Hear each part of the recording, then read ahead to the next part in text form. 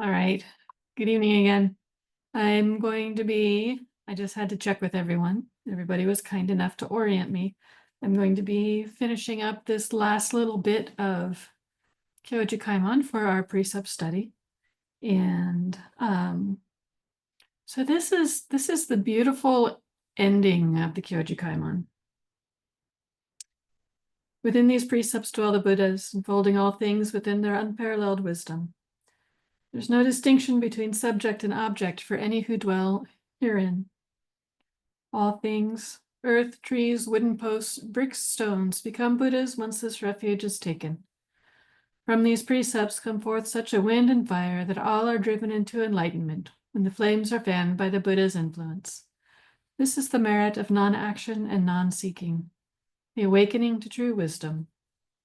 These 16 precepts are roughly thus: to be obedient to their teaching, accept them with bows.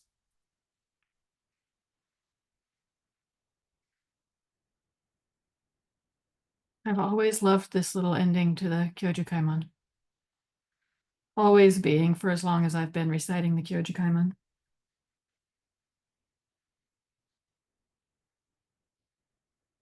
The idea that within these precepts dwell the Buddhas, that seat of Buddhahood can be found within ethical conduct, that our gateway to the Buddhas can be found within these teachings that can seem so simple or so complex, depending on what we bring to them, depending on how we pick them up, depending on how we hold them. There's no distinction between subject and object for any who dwell herein. I think this is one of the key points of the precepts, one of the key points of the Kyoji Kaimon, is that there is no separation between us and our experiences. There is no separation between us and our environment. That any place where we can create that sense of separation between me and it, or me and you, or me and that is all just a construct. That is all just, it's an idea. It is artificial.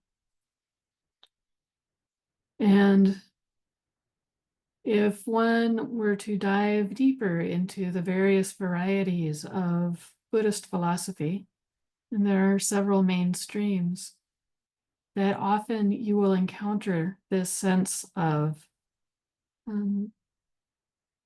non-separation between self and other, non-separation between self and environment, self and experience. That there is only this.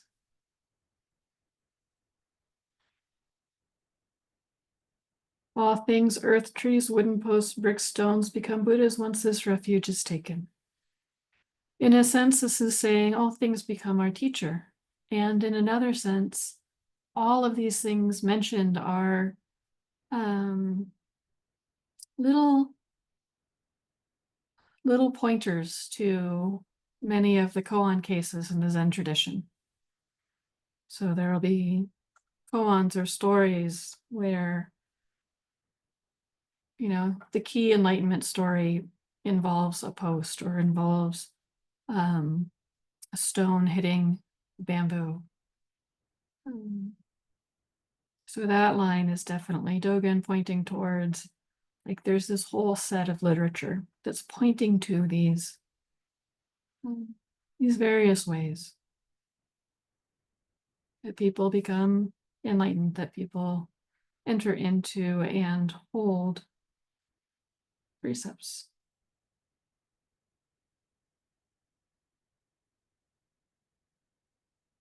These precepts come forth such a wind and fire that all are driven into enlightenment when the flames are fanned by the Buddha's influence. For many, once we step on this path, there is no turning back. There may be ups and downs, there may be greater or lesser effort in our practice, but there's only one direction to go. We go deeper into our practice. We go deeper into discovering the layers, the levels of the precepts, the ways in which they can be quite subtle, the ways in which they can be quite fine. This is the merit of non-action and non-seeking, the awakening to true wisdom. Zen is funny in that there are many teachings of doing nothing. There are many teachings of, I mean, heck, we have our whole Zazen practice, which is just sitting there. We're just sitting there. We're just sitting there experiencing experience. There are some threads of Buddhism that tend to highlight the importance of effort, the importance of moving towards enlightenment. There is a path and a direction. And Zen often takes the stance that there is nothing to do and nowhere to go. That enlightenment is here, and the only thing that's keeping us from it is our own bias, our own views, our own delusion. And even then, well, if we know we're deluded, that's okay, right? That which is enlightened is still there. That said, I can still make dumb mistakes. That said, I can still break precepts. I can still act unkindly or unskillfully. And in this way, precepts remain a guide. They remain a pointer towards that which is skillful.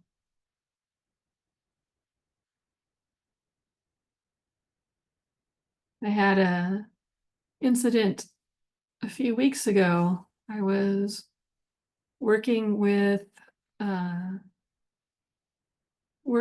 patient in a hospital who was asking some very pointed, very personal questions.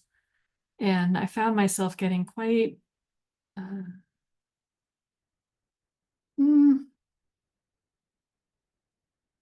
felt like I was starting to lose my grasp on like what was actually happening in that conversation. There was some anxiety arising, there was some fear arising. And at one point, he asked a particular question, and I gave him an answer that was completely false. It was untrue. And at that point, I realized, wow, this is really getting out of hand. And so I said, I think we need to stop this conversation, that we're not seeing each other, that this is becoming unhelpful. And that shifted our conversation. We were able to take another track, and it ended up being quite a lovely outcome. But there was that point in which the way the conversation was unfolding felt unsafe. So I said an untruth. And as I reflected on that afterwards, I was like, oh, like I was so shocked that I had lied to this person. Like, I don't do that. I've got such a concept of self that doesn't do that.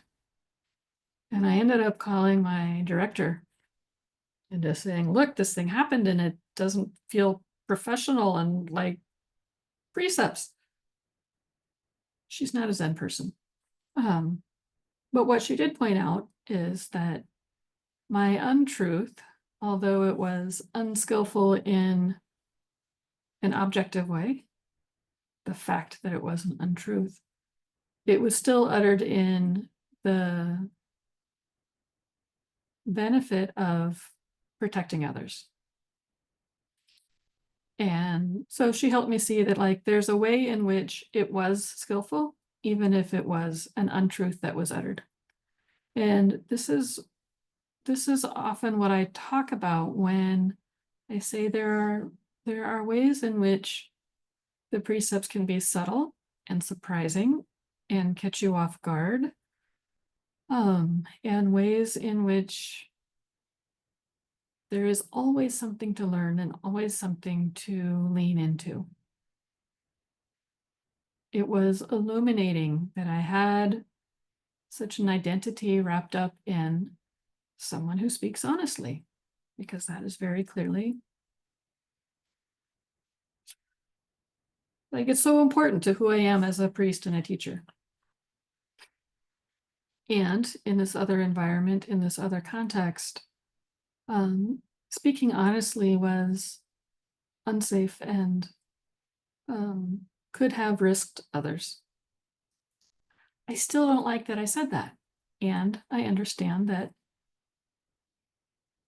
in the long run, there was probably not a whole lot of harm done. Meh. It's so funny how we can get caught up in ideas of self and ideas of what is right, ideas of what is wrong. When really what we have is this constant unfolding of experience and this constant unfolding of intimate experience. Like we are in relationship with what we encounter and who we encounter. And I think part of my drawing back from this person was that intimacy did not feel congruent to truthfulness in that moment. That's probably more than you needed to know about my workday a few weeks ago.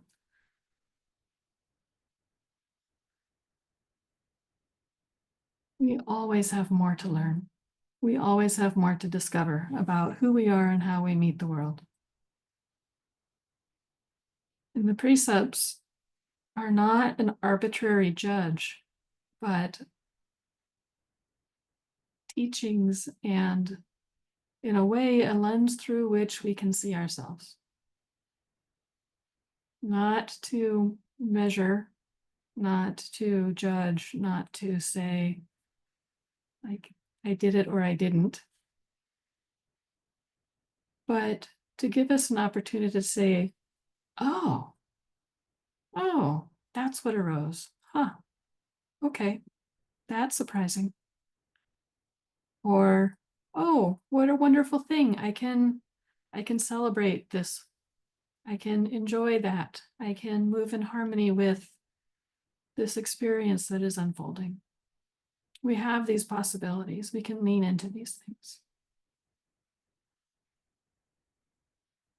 And the Kyoji Kaimon ends with these 16 precepts are roughly thus. It doesn't say, this is it, it must be thus. These 16 precepts are roughly thus. You have a guide. You have some directions, but life is always different than you expect it to be. Life is always different than we imagine it will be.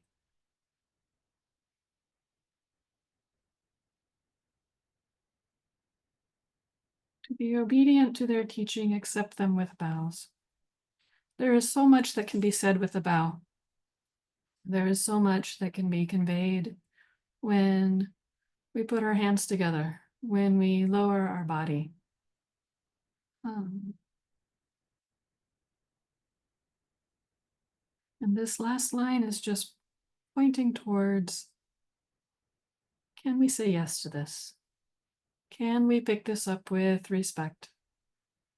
Can we engage with these teachings in a way that honors them and ourselves? Can we let ourselves be shaped by them? And then usually at the end of the Kyoju Kaimon, there's a dedication. I think here at Wy'East, we read the transfer of merit, and then there's a dedication at the end. There is so much in the Kyoju Kaimon that is just in these few little pages. There is so much to guide us and point us if we allow it to. I have a deep, deep respect for the Kyoju Kaimon. And I'm sorry I wasn't here for many of the presentations. I plan on going back and watching them when I get a chance. And I am curious, well, before we get to discussion, I do want to, I mentioned at the beginning of this series, I talked about Jukai, and I talked about Jukai Sesshin, the retreat. And one of the things that is often done during Jukai Sesshin is the teacher shows their transmission silks. So I'd like to do that, and I'm going to ask Lexi to turn